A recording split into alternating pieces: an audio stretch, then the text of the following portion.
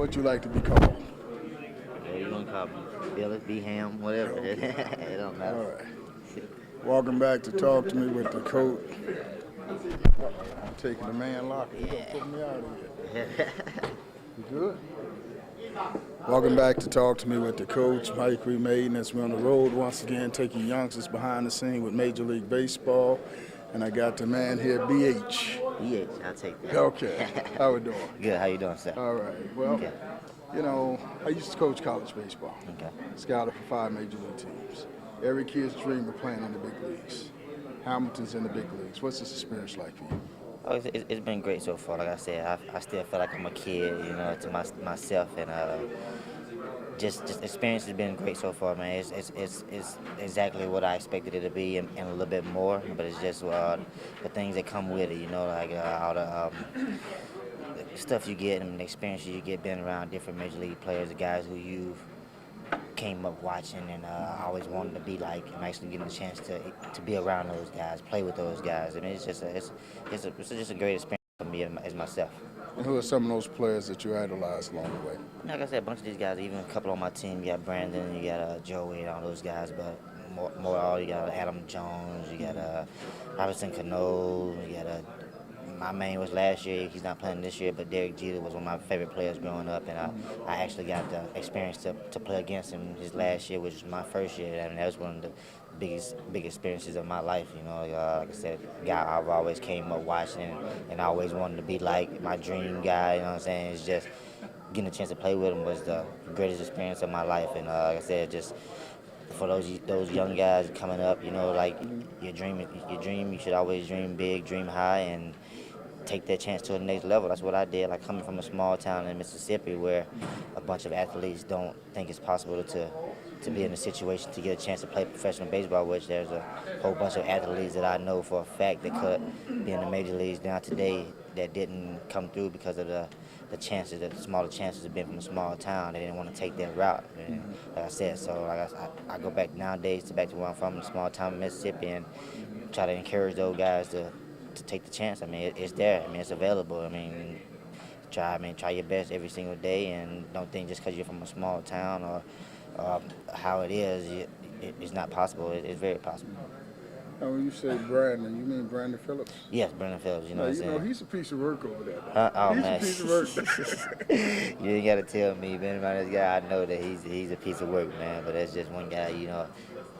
You love to come to the park and see him play. He's gonna be a fool on the field, but he's gonna give 100% every day, and he's gonna be Brandon. You see him playing with guys on second base. You see him talking to everybody. You see him messing around, but that's just how he plays. And like I said, he's a great influence to everybody, and everybody loves to watch him play. And he's a great player, man, great person, and everything. You know, I had him on my show yesterday. He took my ratings from here to here overnight. I mean, of course, that's what he does. I mean, no matter. That's why we always try to tweet him all the time to take some of his followers and stuff on Twitter, because he's very interactive with the fans and everything. Like he's a very person that like to be out there and like show everybody a bunch of love. So we always try to mess with him on Twitter and try to take all his followers and stuff like that. So.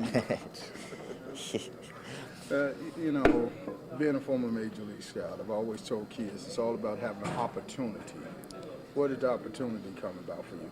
You know, that's what I was just talking about earlier with those guys back in Mississippi. Like, they don't think they have the opportunity to be in a situation to get drafted or anything. Like I said, like, that's one thing about me. I said myself that I was gonna work to get that opportunity. Like, I was gonna go through it, even if they said I couldn't play, even if they said I couldn't be this person, I couldn't make it this level. Like I was gonna make that my motivation to succeed. Like I said, it was just one of those things that I put in my head that I was gonna go until somebody told me I couldn't go anymore, and it was just I finally got the chance to, when I got drafted, to show my ability to play this game of baseball that I love, and I finally got that chance to go up to an organization that really helped me out and had my back the whole time, and my family was a big key of my success so far. I mean, by them keeping me in this game. You know, this game is tough for me. There's some times that in the minor leagues where I wanted to quit this game, like, and be like, hey,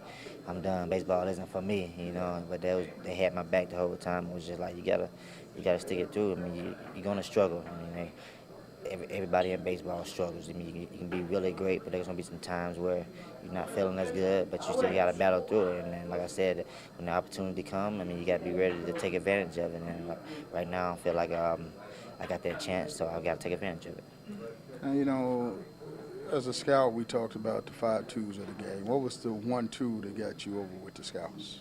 Mr. Speed. I mean, I have to say speed. You know what I'm saying? Like, speed is a special gift that I'm pretty sure everybody wants. What was your 60 time? I think I ran like I don't really remember my time. Like I was thinking like 6'3", maybe something up in that You're area. trying to act like you was fast, huh? Not as fast as a 6'3", bunch of that's those pretty fast guys. now.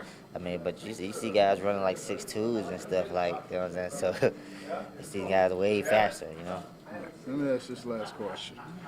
Again, every kid's dream of playing in the big leagues.